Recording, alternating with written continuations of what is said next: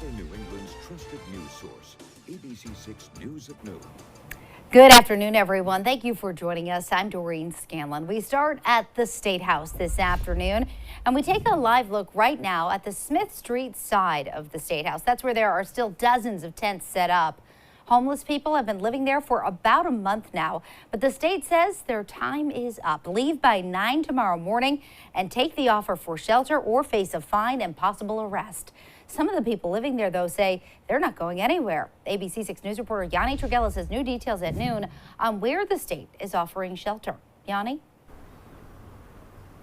Good afternoon, Doreen. Well, I spoke with McKee's senior communications director this morning, who told me that yesterday when he was handing out those eviction notices, he was not doing it on behalf of the governor's office, but instead volunteered to help the Department of Administration to help in the transition for these homeless people. After on Wednesday, those people received notices on the State House entrance that they would be ordered to leave by 9 a.m. Friday, and those eviction notices handed to them.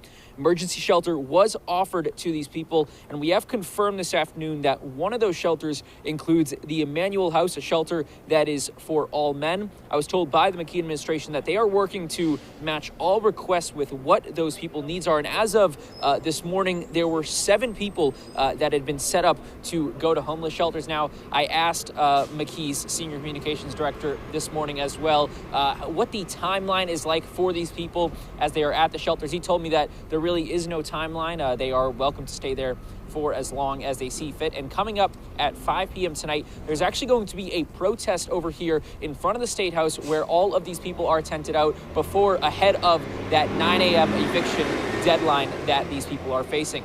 For now, we're live in Providence. Yanni Tregelis, ABC6 News. All right, Yanni, thank you. And Governor McKee appearing at a Choice for Tots event in Pawtucket this morning. This is at the Crown Collision Shop on Broadway. The shop is collecting donations for the holiday season. The governor is also expected at the mayor's holiday dinner in Pawtucket this hour, where he's expected to answer questions about the State House homelessness situation. And we have continuing coverage of the situation at the State House, both on air and online. First at 4 and ABC6.com.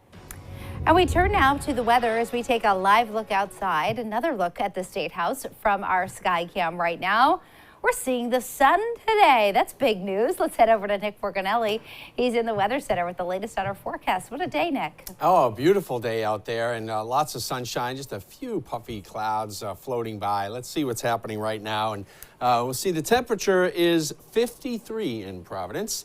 Northwesterly wind blowing at 16 miles per hour. A little bit breezy out there for this afternoon, but that wind will be diminishing tonight, and that will allow for a chill and a frosty start to your Friday. Look at this, a few clouds off to the north and west. A couple of sprinkles there over New York State.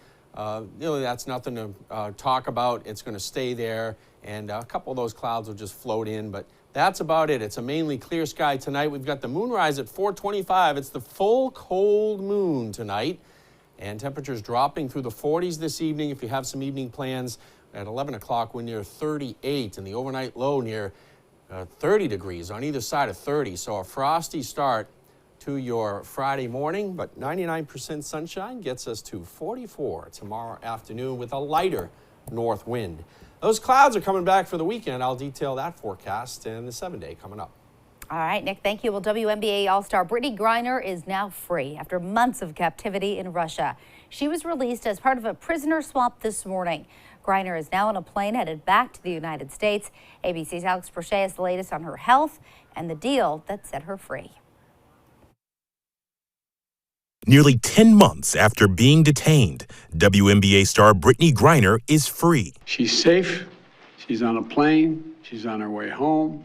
After months of being unjustly detained in Russia, held under intolerable circumstances, Brittany will soon be back in the arms of her loved ones. President Biden tweeting these pictures from the Oval Office with Griner's wife, Sherelle. The U.S. and Russia agreeing to swap Griner for convicted Russian arms dealer Victor Bout, who was serving a 25-year sentence in Illinois following a conspiracy conviction. This is a day we've worked toward for a long time. We never stopped pushing for her release. Both Griner and Bout pardoned before being exchanged in Abu Dhabi, according to a Russian spokesperson. In February, Griner was arrested at a Moscow airport for carrying vape cartridges containing hash oil. In August, she was found guilty on drug smuggling charges. And in October, an appeal of her 9-year prison sentence was denied. She had recently been transferred from a Moscow detention center to a prison colony in the Russian Republic of Mordovia, concerns growing over her mental state, campaigns from her fellow athletes and supporters, keeping her case in the spotlight. Griner's wife talking about her release this morning. The most important emotion that I have right now is just sincere gratitude for President Biden and his entire administration. Another American held in Russia, veteran Paul Whelan, who is still in captivity and has been since 2018. His family releasing a statement today saying the Biden administration made the right decision to bring Ms. Griner home and to make the deal that was possible. Alex Perche, ABC News, Washington. And Rhode Island Senator Jack Reed says he is supportive of the work by the Biden administration to bring Griner home. In a statement, Reed said, "I am heartened that Brittany Griner is coming home and grateful to all who worked tirelessly for her release. She was unfairly treated as a political pawn by Russian authorities. It's a real relief for her family and friends who are also suffering due to the nature of her detainment." And news trending now, Providence's new reparations program might actually end up benefiting white people too. CNN reports that because the money is from the American Rescue Plan Act, it cannot limit eligibility to black residents. White people facing poverty who were born in Providence would be eligible. The program puts money toward initiatives aimed at closing the racial wealth and equality gap, but it does not include any direct payments. And now to an ABC6 News update. North Kingstown police say they found a missing man dead this morning. Police say an East Greenwich resident found 86-year-old Russell Green on the side of the road. The East Greenwich fire crews then attempted CPR but could not revive Green. Police say Green, who you see here, went missing about midnight on Essex Road. He did have dementia, so police sent out what's called a code red alert to residents electronically. And our ABC6 cameras on the scene of a stabbing downtown Providence last night. According to police, one person was attacked in the area of Weybosset and Pine Streets around 9. The victim was taken to the hospital and is expected to be okay. No arrests have been made yet. And ABC6 News has learned that Governor Dan McKee's inauguration in 2023 will be at the convention center instead of on the State House steps where it's usually held. A spokesperson for the governor saying the change in venue is because of the extremely cold weather we experience at the start of January. And another Rhode Islander has been arrested in connection with the January 6th riot. According to the FBI's Boston division, 53-year-old William Cotton of Hopkinton was clearly seen on multiple surveillance cameras inside the Capitol chanting with the crowd. Cotton is the third person from Rhode Island to be charged in the Capitol attack. A former substitute teacher in Westerly is suing the town because he believes he was fired for his political views. According to the suit, Patrick Cloutier was fired by the principal at Westerly High School for questioning the effectiveness of the COVID vaccines and criticizing Dr. Fauci. He was also asked if he took part in the January 6th riots. He did admit he was there, but says he was turned away from the rally area by police. Cloutier is now trying to get his job back and damages for lost wages. Still to come here on the news at noon, gas prices falling, now cheaper than a year ago, but could they go back up? And later, the inside look at Harry and Meghan, details on the documentary out now on Netflix.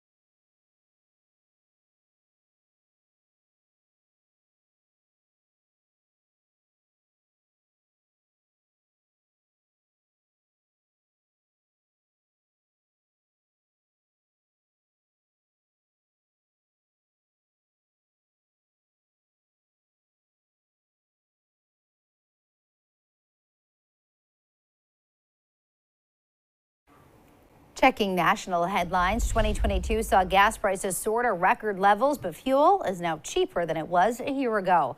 According to AAA, the average cost of regular unleaded in the U.S. is now $3.33 a gallon. This time last year, it was $3.34 a gallon. The all-time record high came in June, with gas hitting just over $5 a gallon. Certain factors could push prices back up, including the war in Ukraine and Vladimir Putin's potential response to Europe's oil embargo and new price cap. ABC6 wants to help you save money on gas. You can check gas prices in your area before heading to the pump. Just use our ABC6 Southern New England gas tracker. Head to our website, abc6.com. You can find it right under the community tab. And still to come here at noon, the first episodes are out. What we're learning from the new Harry and Meghan documentary on Netflix. And we're going to check in with Nick for that full 7-day forecast right after this.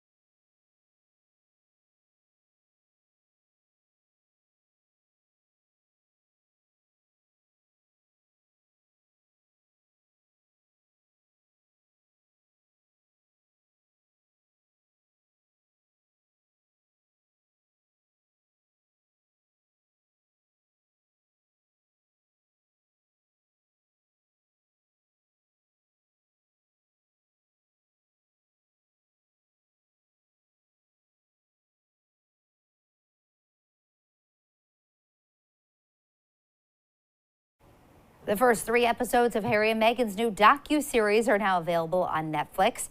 ABC's Lama Hassan has the details on the intimate moments behind their palace exit, Harry and Meghan's early fears, and the never-before-seen home videos, and more. Overnight, Netflix dropping the first 3 episodes of the much-anticipated series, Harry and Meghan. So much of what Meghan is and how she is so similar to my mum. She has the same compassion, she has the same empathy, she has the same confidence. Packed with intimate behind-the-scenes photos and videos, even the moment they got engaged. The couple revealing for the first time how they met on Instagram. Someone who was a friend had this video. It was like a Snapchat. Oh gosh, isn't that whole thing? It started like dog ears. Dog ears. And how Meghan's introduction to the late Queen Elizabeth went. I curtsied as though I was like,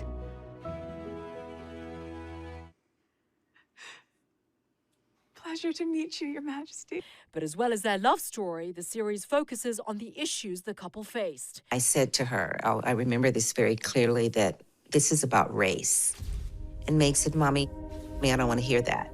I said, well, you may not want to hear it, but this is what's coming down the pipe. Prince Harry saying the advice from the palace and his family was not to respond to the intense media interest. As far as a lot of the family were concerned, everything that she was being put through, they've been put through as well. The difference here is the race element. The couple saying the pressure they were under was unbearable, documenting their departure from royal life. They are destroying us. My job is to keep my family safe. Now, Netflix also pointing out that the royal family declined to comment on the series, but palace sources say this claim is wrong and they are not aware of any approach to Buckingham Palace. Now, the second and final installment of the docuseries drops next week, so brace yourselves for more revelations. Lama Hassan, ABC News, outside Buckingham Palace. And now, your ABC6 Storm Tracker weather with meteorologist Nick Morganelli. Well, a good sunny afternoon to you. Why is the 7-day up? Oh, you got a sneak peek at that, didn't you? Here we go. Let's check out the temperatures now. And we'll look at 53 degrees in Providence. It's 54 right now in Wakefield, 52 in Newport, New Bedford at 54. We widen it out. Where's the cold air? And you know where the top of New England, the coldest spot in New England, Mount Washington, 16 degrees right now and snowing up there in the ice fog, I guess, as you call it. 5 degrees we've got in Billings, Montana. So the cold air up here in central and southern Canada, not coming in yet. It'll be a couple of weeks perhaps, maybe 10 days from now. We're going to get a little shot of that Arctic air. But a lighter wind tonight, and we've got 99% sunshine today. And tomorrow, just a few clouds around. It's a cloudy weekend, though. There's an ocean system that is a flow off the water that is bringing in the marine layers. So that's going to bring in clouds, and there will be a little jet stream disturbance that will kind of enhance things on top of us Sunday night, and that could give us a snow shower, some flurries around here. We'll have to watch for that. Other than that, this system is sliding out through the mid-Atlantic.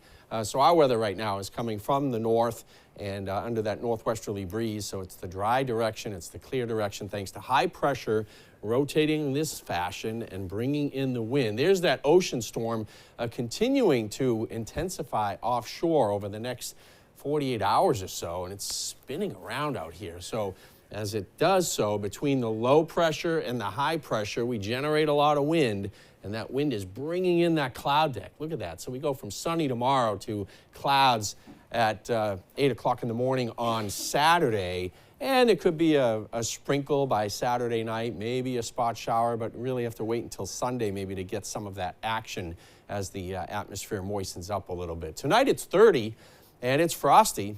Full cold moon rising just before 4:30 this evening.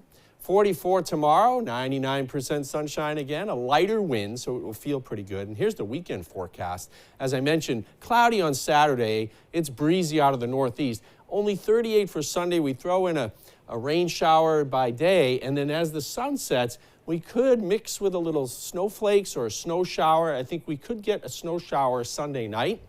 It's not going to do too much, but nonetheless, that is something to look for, you know, those first flakes of the season.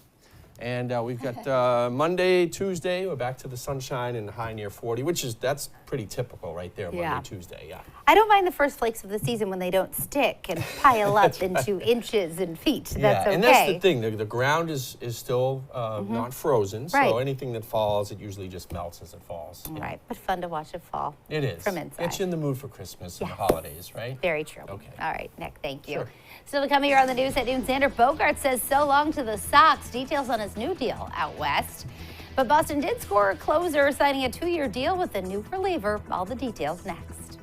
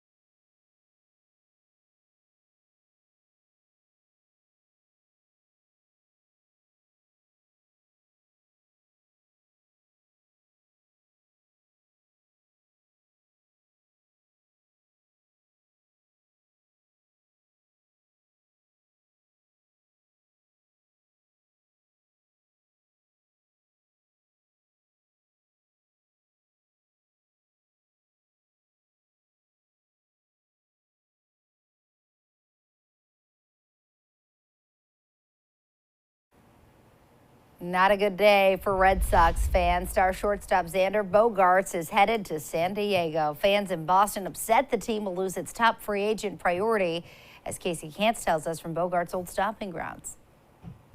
Well, say it isn't so. We first saw him up close and personal here in Pawtucket at McCoy Stadium all the way back in June of 2013. Shortstop Xander Bogaerts, the #1 prospect in the Red Sox organization at that time, becoming a fan favorite, no doubt, as he joined the big club in Boston. And now we say goodbye to the 4-time All-Star, 2-time World Series champ. The homegrown shortstop is headed to the West Coast to play for the San Diego Padres, where he's reportedly getting $280 million over the next 11 years. The 30-year-old Bogaerts, who has played his entire 10-year career with the Boston Red Sox, was a free agent after opting out of a 6-year, $132 million contract extension that he signed with the Sox ahead of the 2019 season. Despite how Red Sox fans are feeling today, no doubt we will remember those memories fondly of him playing here in Pawtucket and certainly with the big boys in Boston. Well, the Sox did make a splash signing Wednesday, adding a closer to anchor their bullpen. Righty Kenley Jansen reportedly agreeing to a 2-year, $32 million deal. The longtime Dodgers closer spent last season with the Braves and put up 41 saves, which was the best in the National League. The Sox hope the 35-year-old can change up a bullpen that had the 5th worst ERA in baseball last season. And still to come here on the news at noon, the simple voice command that could tip your Amazon driver at no cost to you. Plus, Nick has another look at that afternoon forecast right after this.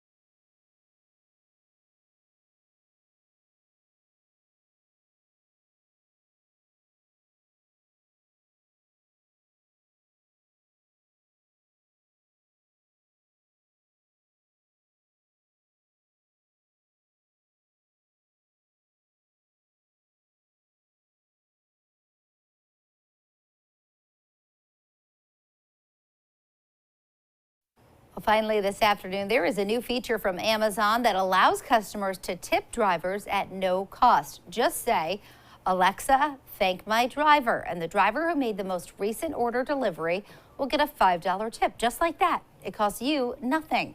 And get this, the drivers who get the most thank yous will also be given $10,000 and another $10,000 to the charity of their choice. One thing, though, is you have to do it from your Alexa or the Amazon shopping mobile app. But what a great idea. That is a great idea. Right? Give them a little something. They're working so hard. Yeah, they really are. This time of year, especially all Absolutely. the deliveries going on. Sure. All right, let's see what's going on for weather. We've got some cold air, cold nights that are coming back, which is typical. This is a typical night tonight where we get to the upper 20s, lower 30s, and it's a frosty night. It will be clear. And then tomorrow night will be clear to start, clouds to finish. But before the clouds come in, it'll still drop to near the same numbers. So we've got another cold night tomorrow night. Here's the 7-day forecast showing only near 40 during the course of the weekend with a lot of clouds. And I think we will see some snowflakes Sunday evening and Sunday night. Wow, and tomorrow morning is going to feel so cold after we've had all these mild temperatures. I know. All right. It will. Brace yourselves. All right, Nick, thank you. And thank you for joining us for the news at noon. The news continues first at 4. Have a great day, everybody.